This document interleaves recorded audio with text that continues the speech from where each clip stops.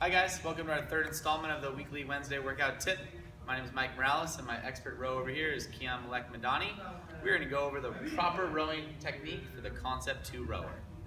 First thing you want to do is get the starting position down. So Kian's going to have a neutral spine. If you look at it like a clock, he's at 12 o'clock right here. His shoulders are down, his chin is relaxed. He's then going to reach forward for the handles, getting himself into an 11 o'clock position, so just in front of that noon position. His shins are perpendicular to the ground, all right? That is his proper starting position. From here, he's gonna enter the drive phase. He's gonna drive back on the rower, pulling those handles once he gets to that noon position, and then finishing at a 1 o'clock position. His core is engaged, his arms and wrists are in a neutral position as well, and the rower's finishing just below his chest. From here, he's going to do the reverse, get back into his recovery phase. So you need a couple more, starting with that drive, finishing at that 1 o'clock position, coming forward, getting back into that 11 o'clock, making sure not to extend any farther past that. Good, relax. All right, so a couple things we're going to go over here, some common mistakes we see with people on the rower. I'm sure you guys have probably seen some of these things happen as well. The first thing we see is a improper starting position, all right? So whether he is reaching forward too far, his back is rounded, his knees are out here, all right? We want to make sure that we stay in that good starting position, right? The next thing we see is an improper finish, right? Overextending the finish, leaning too far back. As you can see, is well past that 1 o'clock position. Those handles are all over the place, nowhere near his chest.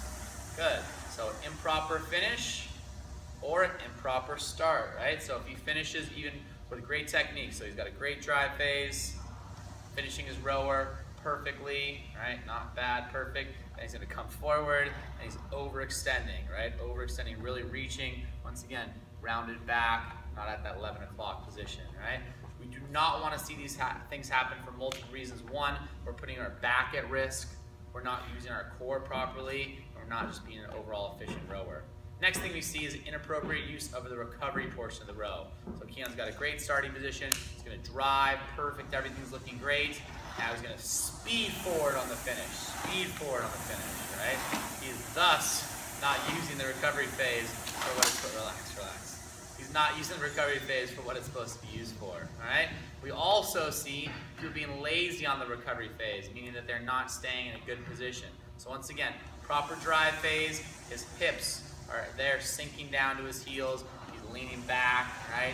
He's not at all in that neutral position. His spine's rounded the whole time. He's not taking advantage of any of his posterior chain muscles when rowing like this. So don't rush the recovery, and also don't be lazy in our recovery. We want to be efficient when we're rowing, so we want to make sure we efficiently use our recovery time to recover for our next drive phase. All right, let's watch Kian do some good rows here, all right? Boom, just like that. Good proper recovery. Beautiful finish, elbows nice and tight. Finishing just below his chest. Good, and relax. Those are some few basic tips for you guys to start with when you're approaching the rower, whether you're rowing for 1,000 meters, 5,000 meters, you're just trying to do calories for time.